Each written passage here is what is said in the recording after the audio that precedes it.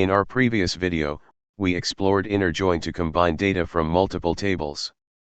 Now, let us review its syntax and explore an alternative way to write it. SQL offers two ways to express an inner join. You can explicitly write inner join or simply use join, as the default behavior is an inner join. Both produce identical results, but using inner join enhances query readability and clarity. This is particularly valuable in team settings or when crafting complex queries involving multiple join types, such as left join or right join. Here is an example of an inner join. Select some fields. From names. Inner join hair_color on names.id equals hair_color.id. The on names.id equals hair_color.id part is called the join condition. It tells SQL how to match rows between the names and hair_color tables. In this case, it links rows where the ID column in both tables has the same value. A clear join condition is essential for accurate results, as it defines which rows from each table are combined. For best practices, always use inner join to clearly convey your intent, making queries easier to understand at a glance. Let us introduce a new table, hair_color, to store hair color data. We create this table with the following SQL statement. Create table hair_color. ID integer. Color variable character 50. Like our other tables, hair_color includes an ID column. This shared column enables relationships between tables, allowing effective joins. The ID column in hair_color acts as a key to link hair color data with other tables, such as those containing names and cities, ensuring accurate associations. Next, we populate the hair_color table with data using the following SQL statement. Insert into hair_color, ID, color. Values. 1, blonde. Null, black. 3, red. 4, brown. Notice something important? One row intentionally has a null value for the ID column.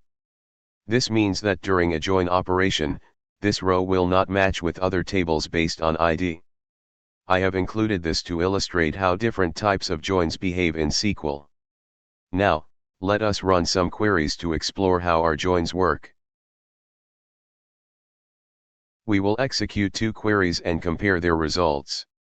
First query. Select n.id, h.id, n.name, n.city, h.color. From names as n. Inner join hair_color as h on n.id equals h.id. Second query.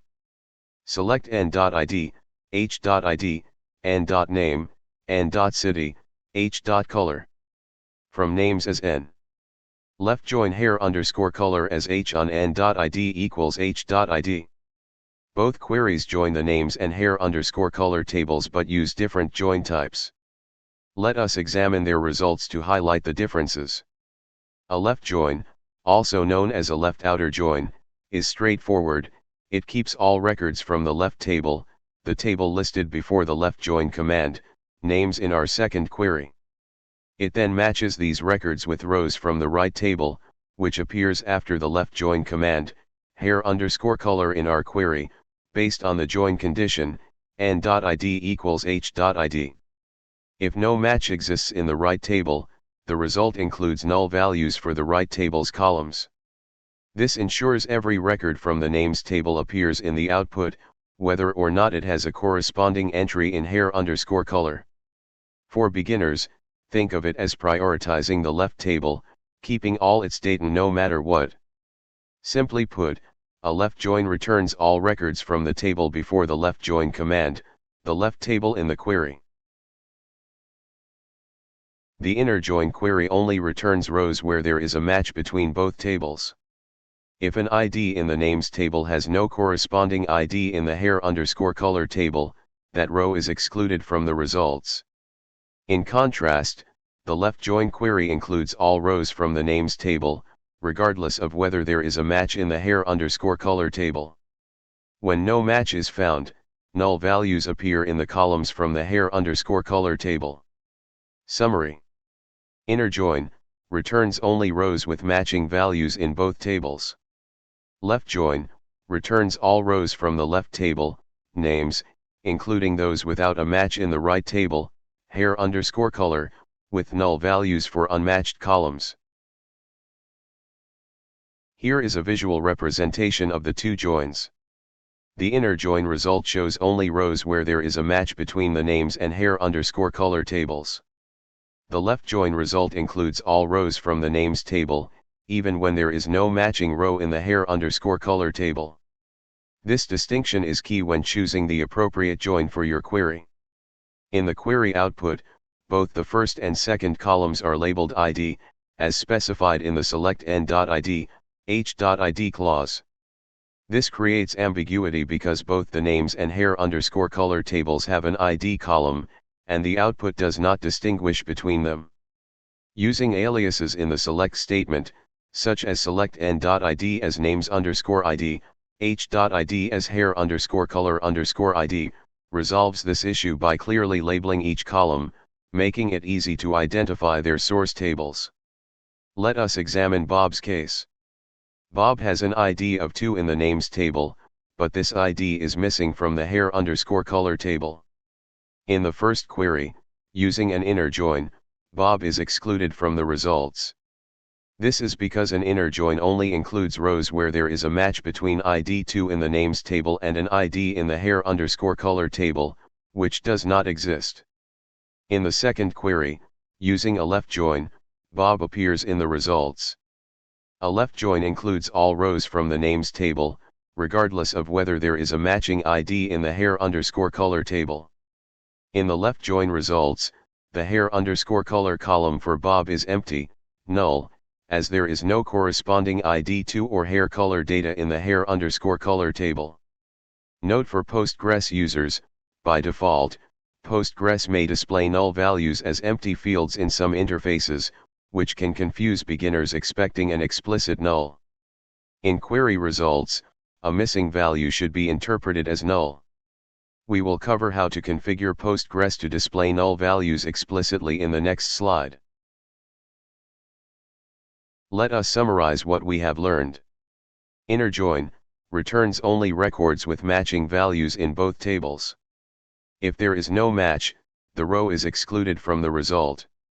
Left join includes all records from the left table, even if there is no match in the right table. For unmatched rows, null values appear in the right table's columns. Choosing the right join is essential in database queries. Use inner join when you need complete matches between tables, or left join when you want all records from the left table, pulling in available data from the right table. Displaying null values in Postgres. By default, Postgres may show null values as empty fields in tools like PSQL, which can be confusing. To display null values explicitly, use \p set null quote square bracket null square bracket quote. To revert to empty fields, use \p set null quote quote. Let me clarify this. Everything after \p set null, the argument, is a string, so it has to be enclosed in quotes. The square brackets are to make the word null stand out, so it's easier to see. You can customize the display further, such as when you look at the slide, the next line, you can change that to any text you like. As \p set null quote this is a null value quote. Additional \p set options include \p set border 0 to 3, adjusts table border styles, 0 equals none, 3 equals maximal. \p set footer on or off, shows or hides the row count. Feel free to experiment with these settings to suit your preferences. Let us introduce another type of join, the right join. A right join works oppositely to a left join. It includes all rows from the right table, even if there is no match in the left table, with null values appearing in the left table's columns for unmatched rows. Here is a right join example. Select n.id, h.id, n.name, n.city, h.color. From hair_color as h. Right join names as n on n.id equals h.id. Compare it to our previous left join. Select n.id, h.id, n.name, n.city, h.color. From names as n. Left join hair_color as h on n.id equals h.id.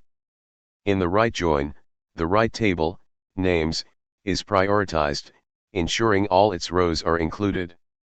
In the left join, the left table, names, is prioritized. In these specific queries, both return the same result because the names table is the one whose rows are fully retained in both cases, either as the left table in the left join or the right table in the right join. The difference lies in the syntax and table order. The left join starts with names, while the right join starts with hair_color but still keeps all rows from names due to the join condition. To clarify, a right join generally prioritizes the right table's rows, which could produce different results if the table order or join condition changes. Here, the identical outcome is due to names being the prioritized table in both queries. Before we wrap up, let us explore a variation, left outer join and right outer join. These function identically to left join and right join. The outer keyword is optional and does not alter the behavior. Some developers include it for clarity, while others prefer the shorter left join or right join for brevity. Final tips for success. Stay consistent, always use inner join explicitly instead of just join to make your queries clear. Similarly, when working with left or right joins, decide if you want to use outer join explicitly or not, but be consistent. Keep it simple, avoid mixing join types unnecessarily, as this can make queries harder to read and maintain. If you prefer left join over right join, stick to that. Avoid common pitfalls. Do not assume join means left join, it defaults to inner join, which excludes rows without matches in both tables. Also, watch out for null values, they do not match any value, even another null, so inner join may return fewer rows than expected if null values are present in the join condition. Consider performance. Joins can slow down queries when working with large tables containing many rows. Choosing the right join, like inner join for fewer rows or left join only when needed, helps keep your queries efficient. Joins are essential in real-world databases, like linking customers to their orders in an online store or employees to their departments in a company database. Use online SQL editors, try tools like dbfiddle, db-fiddle.com, to practice joins without installing a database. dbfiddle supports Postgres, MySQL, and SQLite, letting you create tables, run queries, and share results instantly in your browser. You can try online tools like RunSQL, runsql.com, or SQLite Online, sqliteonline.com, but it is always better to install an RDBMS like MySQL, Postgres, or SQLite on your local computer or laptop for hands-on practice, as it offers greater control and a deeper understanding of database management. Other similar tools are available, so explore what works best for you. Practice makes perfect. Master joins by experimenting with different queries. Try various join conditions, observe the results, and you will soon gain confidence in using joins effectively in SQL. To deepen your understanding of joins, combine them with data filtering. Create tables with null values, experiment with different join types, and apply filters to see how they affect results. Here is an example query with a left join and a filter. Select names.name, names.city, hair_color.color. From names. Left join hair_color on names.id equals hair_color.id and hair_color.color equals blonde. This query joins the names and hair_color tables, keeping all rows from names. The and hair_color.color equals blonde condition filters the hair_color table, to include only rows where the color is blonde before the join occurs. If no match is found, hair_color.color returns null. How to start experimenting. Create a database, set up a new database, like create database practice. Create some tables, design each with 3 columns. Write a query without a filter, use a left join, right join, or inner join. Before executing, predict the result set based on the join type and null values. Check and learn, run the query, compare the results to your prediction, and note how null values affect the output. Add a filter, modify the query to include a condition, like and city equals Paris or and color equals blonde. Predict and verify the results again. Repeat, try different join types and filters to build intuition. Tip on null values. Null values are common in real databases, so embrace them. They represent missing or unknown data and often appear in join results, especially with left or right joins. Practice handling them to master SQL. Coalesce. The coalesce function in SQL is used to return the first non-null value from a list of expressions. It is particularly useful when dealing with columns that may contain null values, allowing you to provide default or fallback values. The syntax: coalesce, expression 1, expression 2, expression n. This function evaluates each expression in order. It returns the first non-null value. If all expressions are null, it returns null. Think of coalesce like a backup plan. If your first choice is not available, null, you try the next option, and so on, until you find a valid option or run out of choices. Suppose you want to list all names and their hair colors, but for records where the hair color is null or missing, due to the join, you want to display a default value like unknown. Select n.id, n.name. Coalesce, h.color, unknown, as hair_color. From names as n. Left join hair_color as h on n.id equals h.id. The result set: id, name, hair_color. 1. Alice, blonde. 2. Bob, unknown. 3. Carol, red. The left join ensures all records from names are included, even if there is no matching ID in hair_color. For ID equals 2, Bob, there is no matching record in hair_color, so h.color is null. Coalesce, h.color, unknown, returns unknown. For ID equals 1 and ID equals 3, h.color has values, blonde and red, so coalesce returns those values. The hair_color table has a record with ID equals null and color equals black, which does not match any ID in names due to null not equaling any value in a join. The record with ID equals 4 also does not match any ID in names, so it is excluded. You can use coalesce with multiple expressions to provide several fallback options. Let us say you want to display a hair color, and if it is null, check another column. If that is also null, use a final text, like unknown. Select n.id, n.name. Coalesce, h.color, n.city, unknown, as display_value. From names n. Left join hair_color h on n.id equals h.id. The result set: id, name, display_value. 1. Alice, blonde. 2. Bob, Los Angeles. 3. Carol, red. For ID equals 1, h.color is blonde, so coalesce returns blonde. For ID equals 2, h.color is null, so coalesce moves to the next non-null value, n.city, Los Angeles. For ID equals 3, h.color is red, so coalesce returns red. The hair_color table has a record with ID equals null and color equals black. Let us use coalesce to handle the null ID by assigning a default ID value for display purposes. We want Bob, ID equals 2, to have black hair by using COALESCE to handle the null ID in hair_color.